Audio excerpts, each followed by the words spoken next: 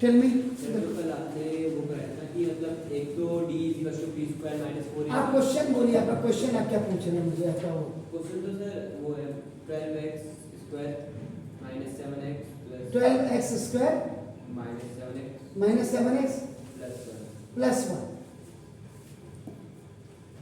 अब आप इसको जब आप सॉल्यूशन करेंगे, देखिए आपका नाम दिस वेरी नाइस, आपका नाम देखो, देखो ये सबसे पहले इसमें जो नंबर ऑफ टर्म्स हैं, देखो नंबर ऑफ टर्म्स ये भी आपके 3 हैं, 1 2 3।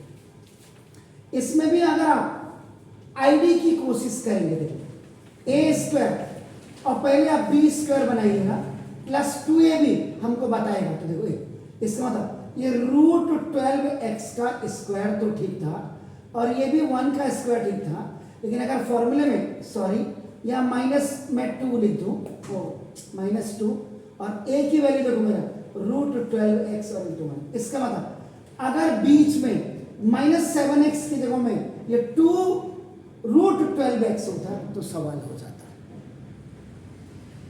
आईडी से। इसलिए अब आईडी भी खत्म, आईडी से ये सवाल नहीं हो पाएगा, है नंबर ऑफ टर्म 3।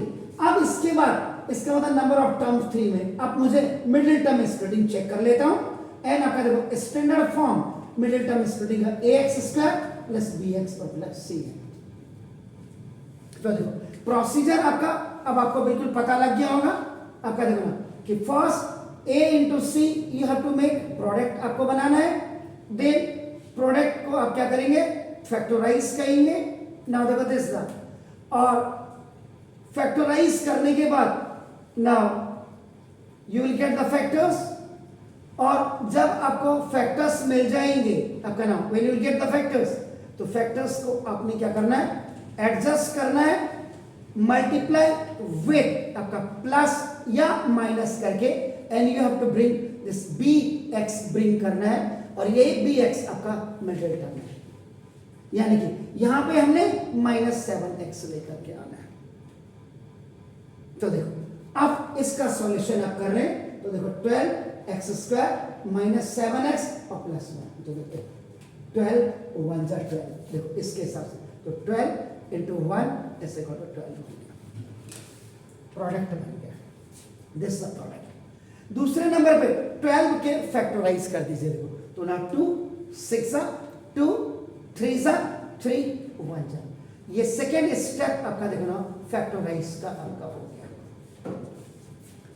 अब आपका देखो नाउ थर्ड, अब आपका जो फैक्टर्स आए हैं आपका देखो फैक्टर्स 1 2 2 3, अब इनको आपने क्या करना है, एडजस्ट करना है, एडजस्ट। तो देखो एडजस्ट करके ये देखो 2 2 जा 4 1 जा 4, देखो ये 4, अब यहां माइनस भी देखिएगा, माइनस का 4 और माइनस का 3 जब आप ऐड करेंगे तो माइनस का 7, ये देखिए, और माइनस का 4 और माइनस का 3 जब मल्टीप्लाई करेंगे तो प्लस का 12 आएगा, देखो 12 को 1 जा 12, तो 1 है तो प्लस का साइन आ गया, इसका मतलब देखो तो 12x² माइनस इसके हिसाब से देखो -4x -3x और +1।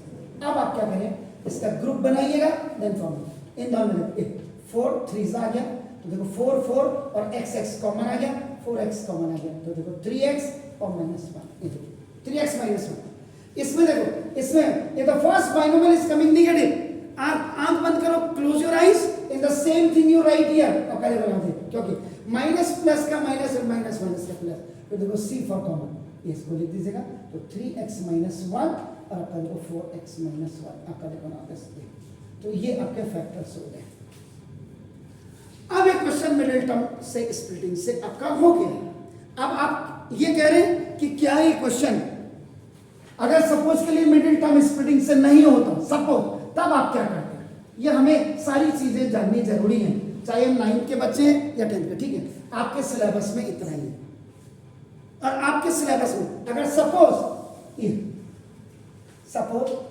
This question is not solve by middle term splitting, अब आप क्या करेंगे, नेक्स्ट मेथड आप सॉल्व करेंगे, ये इसमें आपका देखो ना, ये 12x² -7x और +1 इक्वल टू 0 कर दीजिएगा इसको ना।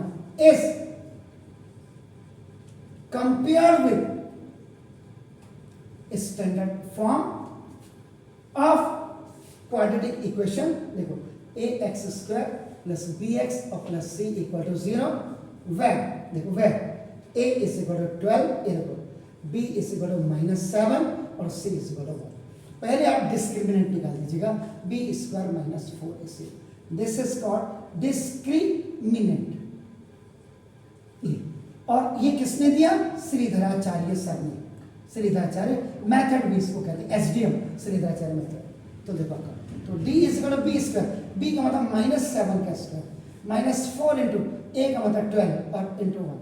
देखो तो d का मतलब if any negative number has a even power answer is equal to, आपका देखो ये पॉजिटिव आ जाता है, तो ये 7 49 और माइनस ये कितना 48। आपने जो गलती की है वो यही कर दी है, ठीक है। तो देखो d इज इक्वल टू आपने क्या किया 1 आया, तो 1 क्या आया आपने पॉजिटिव इंटीजर, तो यहां जब आया तो फिर देखो ये पॉजिटिव वैल्यू आ रही सर। अब आपने क्या करना था, यहां पे कंडीशन लिखनी थी आपका, if d is greater than is 0 have its two real and distinct roots। एक अल्फा की वैल्यू होगी और बीटा आपका होगा। पॉलिनोमियल में इनको जीरोस कहते हैं और क्वाड्रेटिक में इसको रूट्स कहते हैं। सिंपल सी बात है आपका ना, देखो दिस तो आपका ना यहाँ पे जीरोस भी लिख सकते हैं आपका डिस्टिंक्ट, मैंने क्वाड्रेटिक इक्वेशन तो रूट्स लिखा। अब आपका using Sridharacharya and Omar Khayyam method, तो इसका मतलब इक्वेशन किस में है, x में, तो यहाँ पे x equal to minus B plus minus देखो ये b स्क्वायर माइनस 4ac और अपॉन आपका देखो 2 है। आपका x इक्वल टू माइनस, ये माइनस फॉर्मूले को and the value of b is ये -7 आपका ये -7 और plus minus b square minus 4ac जो वैल्यू है d ये 1 है आपका देखो ना दिस, तो ये 1 लिखना था आपने, देखो दिस ये जो d है d is equal to b square minus 4ac है सर, ये देखो आपका, तो ये इज इक्वल आपका 1 तो आपका अपॉन 2 इंटू a कितनी है आपकी वैल्यू, a कितनी है 12 आपका देखो x is equal to minus minus का plus 7 plus minus 1 upon 12 to 24। तो ना a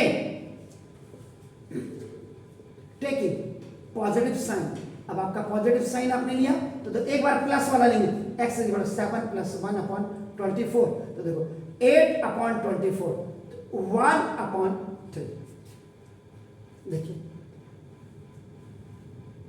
और दूसरी वैल्यू देखो b, फिर देखिए टेकिंग निगेटिव साइन, ये देखो अब एक बार x is equal to 7 minus 1, एक बार प्लस 1 यहाँ और एक माइनस 1 अपॉन 24, तो आपका देखो 6 अपॉन 24 आपका देखो ये 1 अपॉन 4। अब बच्चे के दिमाग में होगा सर ये तो आप देखो ये देखो इस वैल्यू को देखो 3x इक्वल टू 1, तो देखो 3x माइनस 1, ये देखो 4x इक्वल टू 1, तो देखो 4x माइनस 1।